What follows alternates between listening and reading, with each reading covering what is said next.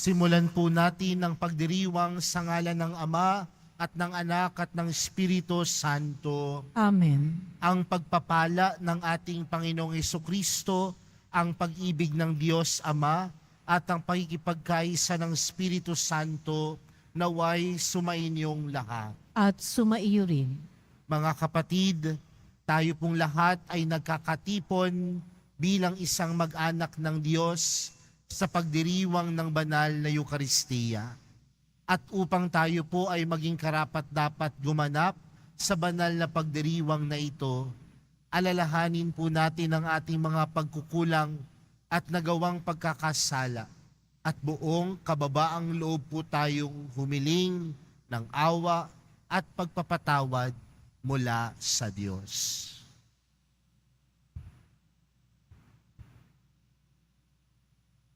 Inaamin ko sa makapangyarihang Diyos at sa inyo mga kapatid na lubha akong nagkasala sa isip, sa salita at sa gawa at sa aking pagkukulang. Kaya isinasamo ko sa mahal na Birheng Maria, sa lahat ng mga anghel at mga banal, at sa inyo mga kapatid, na ako'y ipanalangin sa Panginoong ating Diyos. Kaawaan tayo ng makapangyarihang Diyos, patawarin tayo sa ating mga kasalanan, at patnubayan tayo sa buhay na walang hanggan. Amen. Panginoon, kaawaan mo kami. Panginoon, kaawaan mo kami. Kristo, kaawaan mo kami. Kristo, kaawaan mo kami. Panginoon, kaawaan mo kami. Panginoon, kaawaan mo kami. Manalangin tayo. Ama naming makapangyarihan, bilang tugon sa aming ngayoy dumadalangin, itulot mong ikaw ay aming makapiling. Ang pagtitiwala namin sa dakilang pag-ibig mo ay tunghayan mo sa aming ngayoy naririto upang sa pagkaram ng bahid ng aming mga kasalanan, kami makapamuhay sa iyong kabanalan at maging ganap na tagapagmana ng iyong pangakong buhay sa pamamagitan ni Hesukristo, kasama ng Espiritu Santo, magpa sa walang hanggan. Amen. Magsiupo ang lahat. Pagbasa mula sa aklat ng Henesis. Noong mga araw na iyon, nagpatira pa si Abram. Sinabi pa sa kanya ng Diyos, "Ito ang ating tipan. Ikaw ay magiging ama ng maraming bansa. Hindi na Abram ang itatawag sa iyo, kundi Abraham, sapagkat ginagawa kitang ama ng maraming bansa. Pararamihin ko ang iyong mga inapo at magtatatag sila ng mga bansa at may magiging hari sa kanila. Tutuparin ko ang aking pangako sa iyo at sa iyong lahi, at ako'y magiging Diyos ninyo habang panahon. Ibibigay ko sa inyo ang lupaing ito na inyong tinitirhan ngayon. Magiging inyo na ang buong lupain ng Kanaan habang panahon, at ako ang magiging Diyos ninyo.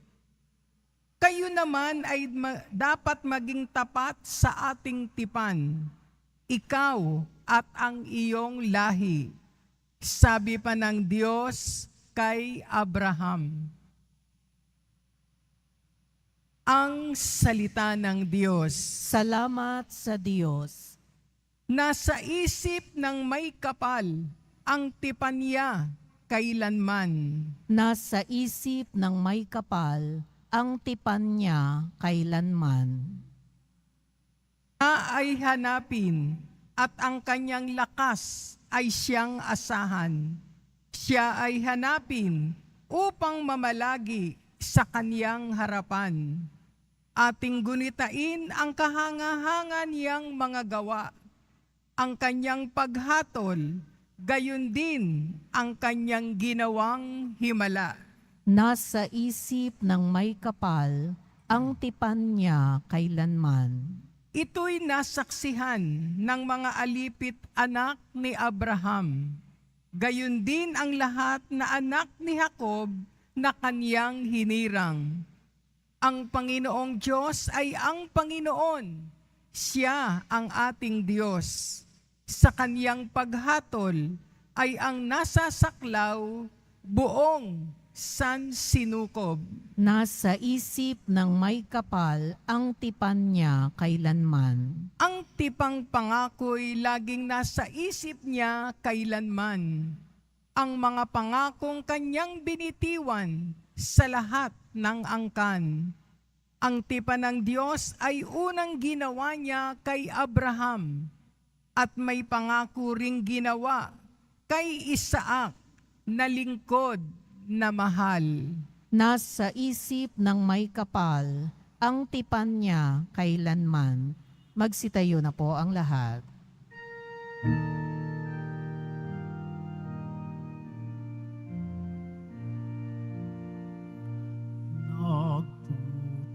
Nagpupuri kami sa'yo, Panginoong Jesucristo. Nagpupuri kami sa'yo, Panginoong Jesucristo. Kapag ngayon'y napakinggan ang tinig ng buong mahal, mawananin iyong adlangan, ang pagsasakatuparan ng mitin niya't kalooban. Nagpupuri kami sa'yo, Panginoong Jesucristo. Sumainyo ang Panginoon. At sumaiyo rin. Ang mabuting balita ng Panginoon ayon kay San Juan. Papuri sa iyo, Panginoon. Noong panahong iyon, sinabi ni Jesus sa mga Hudyo, "Tandaan ninyo, ang namumuhunan ayon sa aking aral, kailan may di makararanas ng kamatayan." Sinabi ng mga Hudyo, "Ngayon natitiyak naming inaalihan ka nga ng demonyo. Namatay si Abraham at ang mga propeta, pero sinasabi mong hindi mamamatay kahit kailan ang sinumang namumuhay ayon sa iyong aral. Dakila ka pa ba kaysa sa aming amang si Abraham? Siya'y namatay, gayon din ang mga propeta. Ano ba ang akala mo sa sarili mo?" Sumagot si Jesus, "Kung ako ang nagpapangaral sa aking sarili, iya'y walang kabuluhan. Ang aking Ama ang nagpaparangal sa akin at sinabi ninyong siya ang inyong Diyos.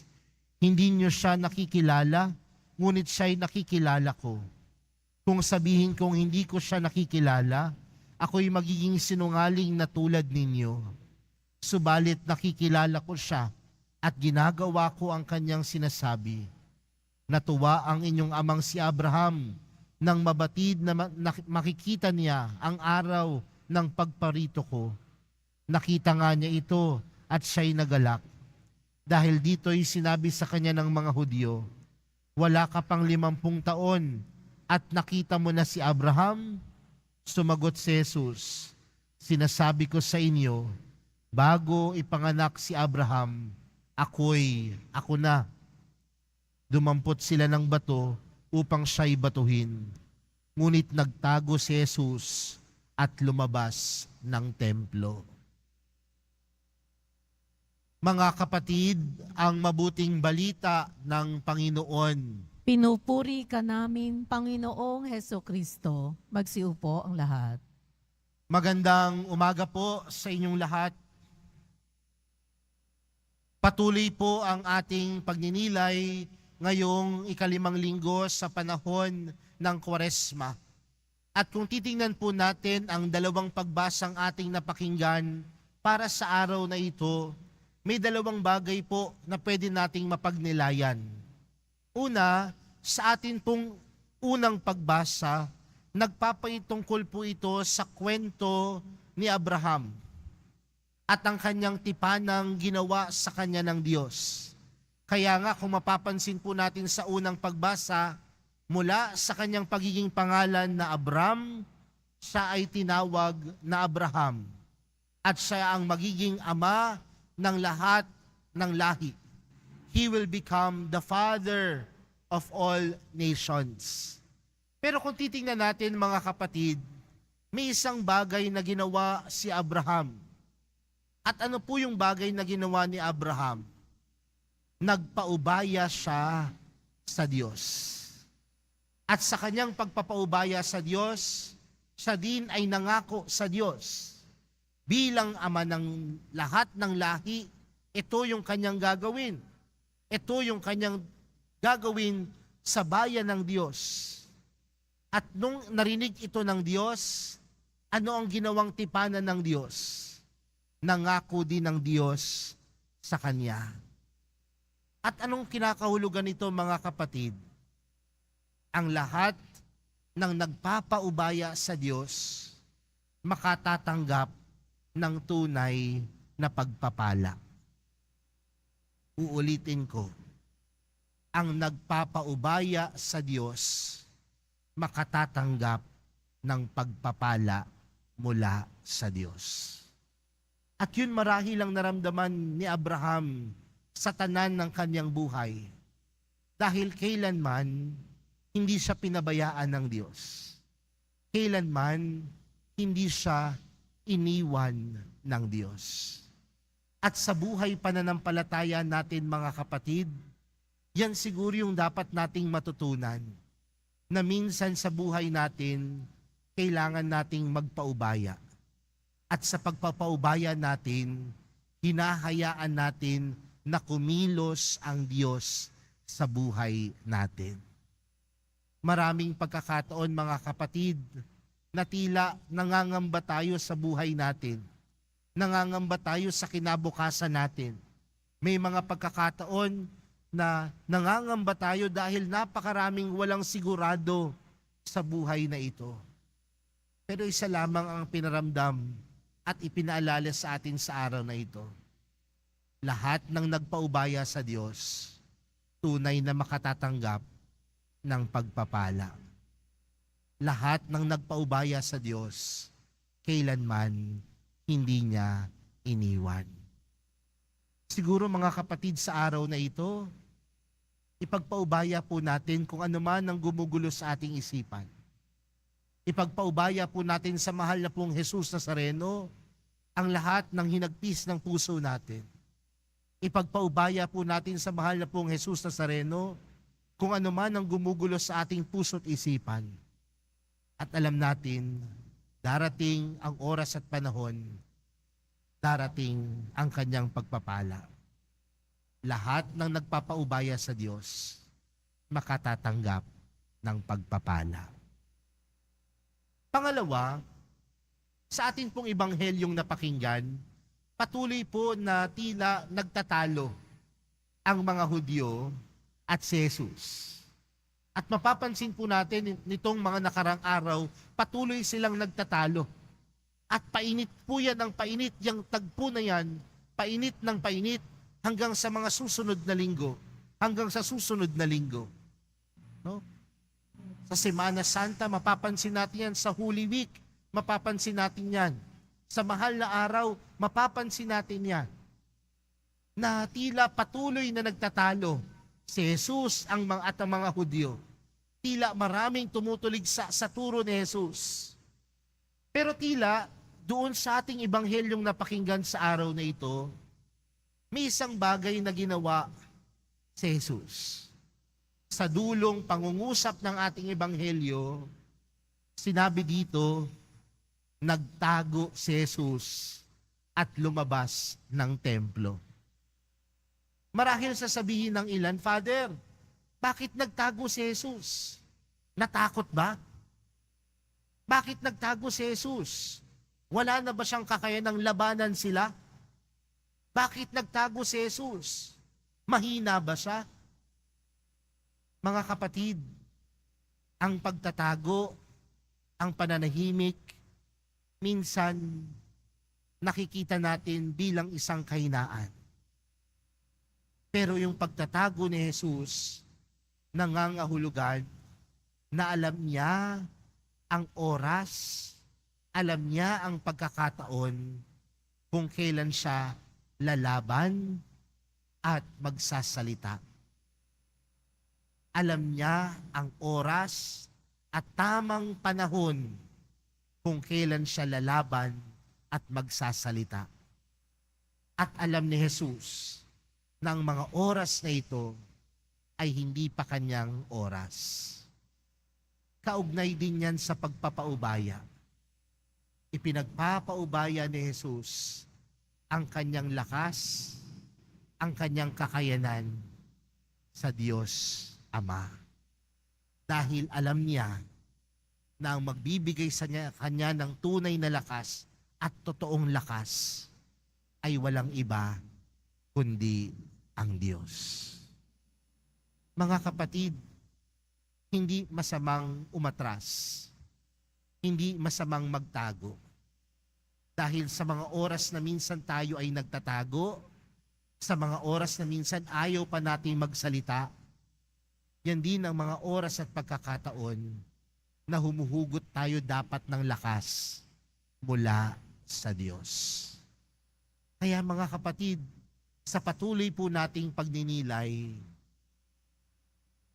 alamin po natin na ang pagpapala ng biyaya nagmumula sa Diyos. At kung nagmumula ang ating lakas sa Diyos, dapat marunong tayong magpaubaya sa Kanya. Si Jesus, pinaubaya niya ang lahat sa Diyos. At tayong lahat ang nakatanggap ng pagpapala. Tayong lahat ang nakatanggap ng biyaya. Kaya mga kapatid, sa araw na ito, magandang ipagdasal, magandang tingnan, na sa mga oras na tayo ay nagpapaubaya, tayong lahat ay makatatanggap ng biyaya.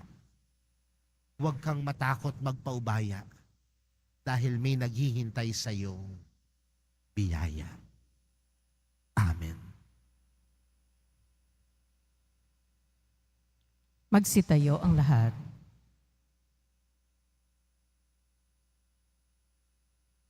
Minamahal kong mga kapatid, ilapit natin ang ating mga kahilingan kay Jesus na gumagabay sa ating pagpupunyagi sa pananampalataya patungo sa Ama.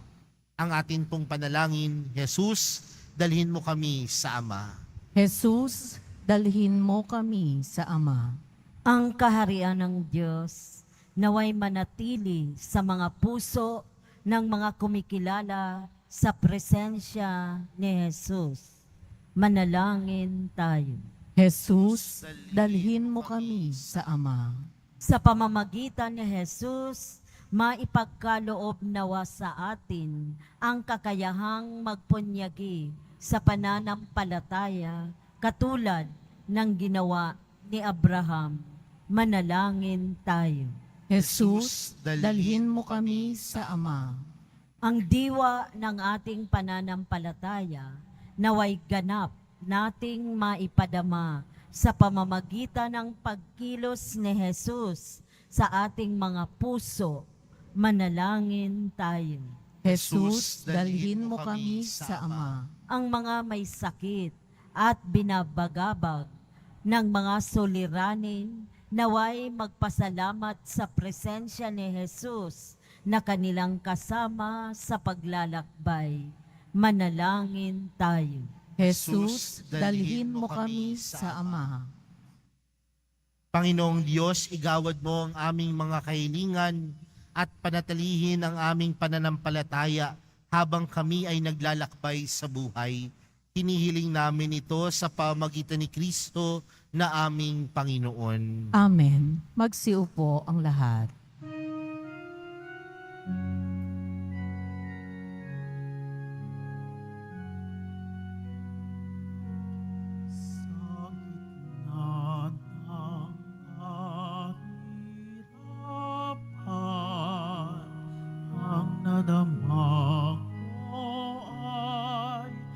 aliw, pagkat buhay ang natamo sa pangako mo sa akin. Sa'yo, Ama, aming handog ang tinapay at alak na ito, handog ng iyong bayang sumasamo, humihingi ng patawad mo. Magsitayo ang lahat. Manalangin po kayo mga kapatid upang ang paghahain natin ay kalugdan ng Diyos, Amang makapangyarihan. Tanggapin nawa ng Panginoon itong paghahain sa iyong mga kamay, sa kapurihan niya at karangalan, sa ating kapakinabangan, at sa buong sambayanan niyang banal. Ama naming lumikha, kalugdan mo ang paghahain ng mga natitipon dito upang ito'y pakinabangan sa pamumuhay namin sa mundo at sa pagkakamit ng kaligtasan ng mga tao sa pamamagitan ni Jesucristo kasama ng Espiritu Santo magpa sa walang hanggan. Amen. Sumainyo ang Panginoon. At sumaiyo rin. Itaas sa Diyos ang inyong puso at diwa. Itinaas na namin sa Panginoon. Pasalamatan natin ang Panginoong ating Diyos. Marapat na siya ay pasalamatan. Ama naming makapangyarihan, tunay ngang marapat na ikaw ay aming pasalamatan sa pamamagitan ni Jesucristo na aming Panginoon. Sa pagkapakasakit ng giliw mong anak, ang sangkatauhay minarapat mong magpahayag ng iyong dakilang pag-ibig sa lahat, na pawang nais mong tubusin ng Mesiyas sa harap ng iyong kadakilaan, kapos ang dila naming magsaysay sa pag-ibig na makapangyarihang sa krus ay itinanghal. Sa krus, ipinasyang patawarin ng mga tao. Sa krus, nagtagumpay ang ipinakong Kristo.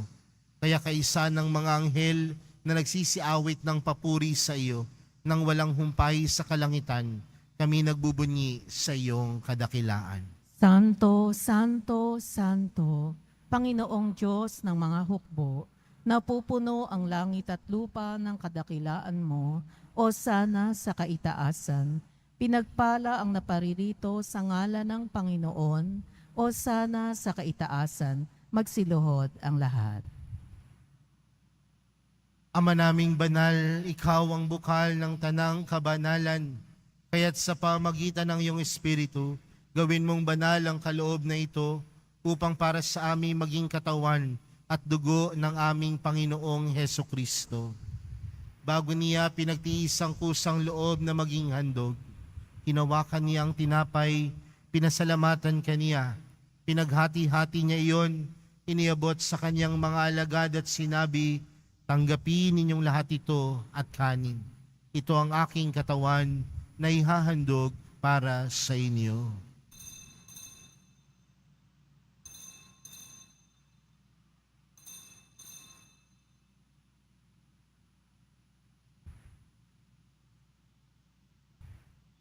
Gayon din naman noong matapos ang hapunan, hinawakan niya ang kalis. Muli kaniyang pinasalamatan. Iniabot niya ang kalis sa kanyang mga alagad at sinabi, tanggapin ninyong lahat ito at inumin. Ito ang kalis ng aking dugo, ng bago at walang hanggang tipan. Ang aking dugo na ibubuhos para sa inyo at para sa lahat, sa ikapagpapatawad ng mga kasalanan. Gawin niyo ito sa pag-alala sa akin.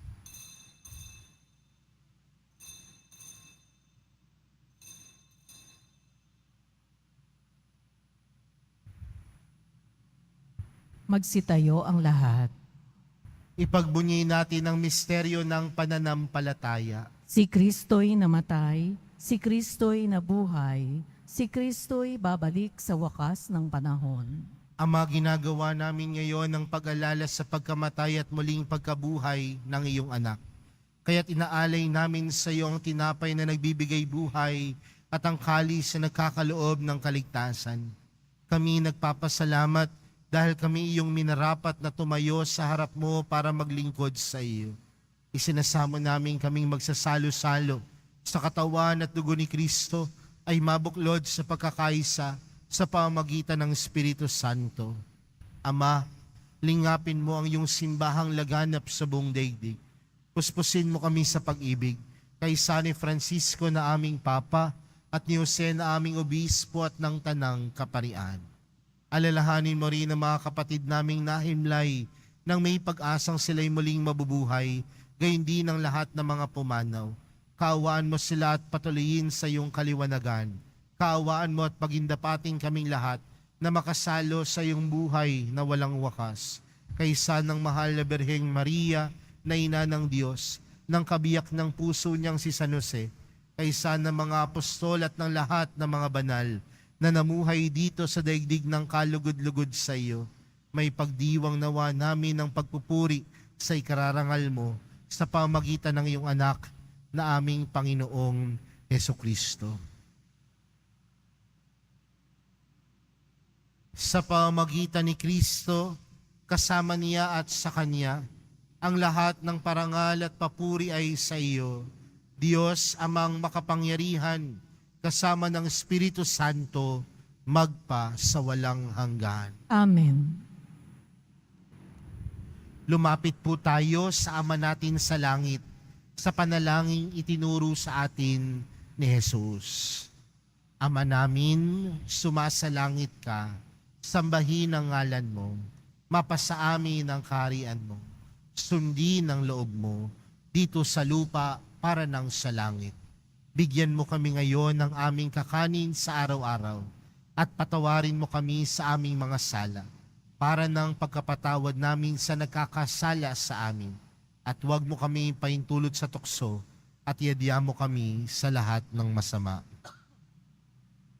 Hinihiling po namin kami adya sa lahat ng masama, pagkalooban ng kapayapaan araw-araw, iligtas sa kasalanan, at ilayo sa lahat ng kapahamakan, samantalang aming pinananabikan ang dakilang araw ng pagkapahayag ng tagapagligtas naming si Hesukristo. Sapagkat iyo ang kaharian at ang kapangyarihan at ang kapurihan, magpakailanman. Amen. Panginoong Hesukristo, sinabi mo sa iyong mga apostol, kapayapaan ang iniwan ko sa inyo, ang aking kapayapaan ang ibinibigay ko sa inyo. Tunghayan mo ang aming pananampalataya at huwag ang aming pagkakasala. Pagkalooban mo kami ng kapayapaan at pagkakaisa ayon sa iyong kalooban, kasama ng Espiritu Santo, magpa sa walang hanggan. Amen. Ang kapayapaan ng Panginoon ay laging sumainyo.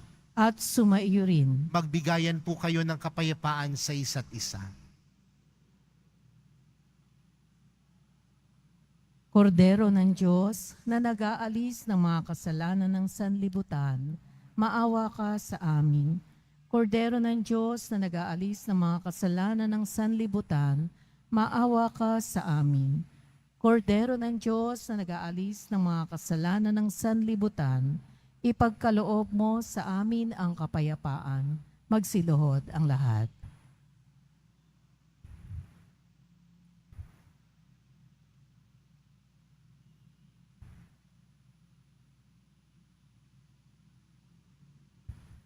Narito po si Jesus, ang kordero ng Diyos. Siya ang nag-aalis ng kasalanan ng sanlibutan. Mapalad ang mga inaanayahan sa kanyang piging. Panginoon, hindi ako karapat-dapat na magpatuloy sa iyo, ngunit sa isang salita mo lamang ay gagaling na ako.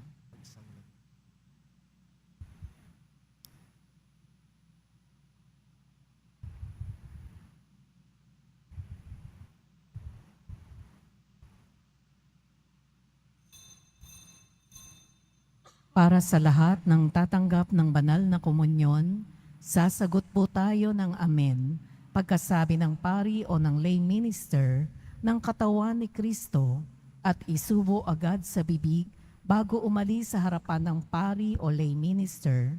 Sumunod po tayo.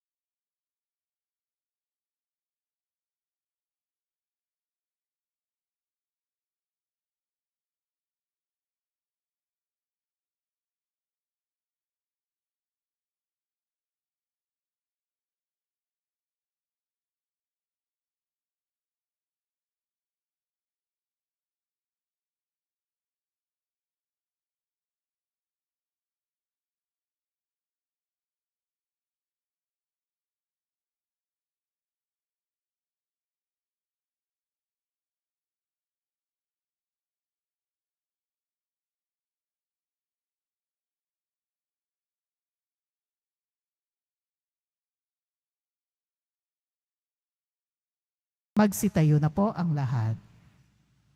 Manalangin tayo. Ama naming mapagmahal, kaming iyong pinagsalo sa iyong piging na banal ay lumuluhog sa iyong pagmamahal upang kaming tumanggap ng banal na paikinabang ay maging mga kasalo sa buhay na walang katapusan sa pamamagitan ni Jesucristo kasama ng Espiritu Santo magpa sa walang hanggan. Amen. Sumainyo ang Panginoon. At sumaiyo rin.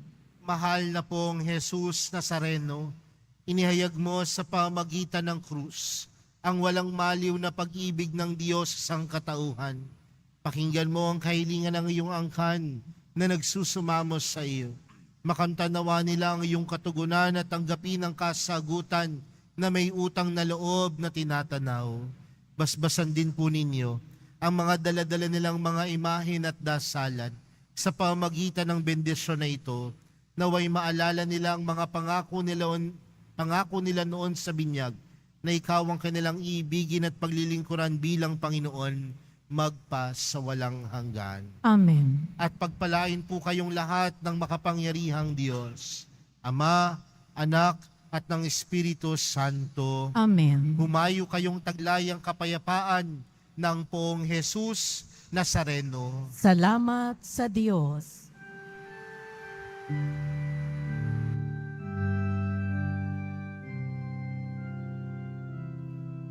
Nuestro Padre Jesús Nazareno, sinasamba ka namin, pinipintuho ka namin, aral po ang aming buhay at kaligtasan.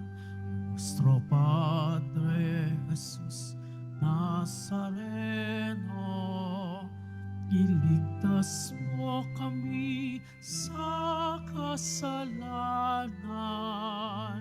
Ang krus mong kinamatayan ay sagisag ng aming kaligtasan.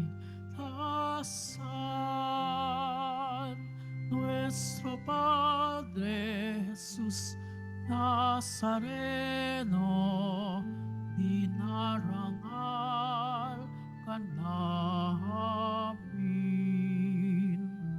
Nuestro Padre Jesús Nazareno, niluluwalhati ka namin.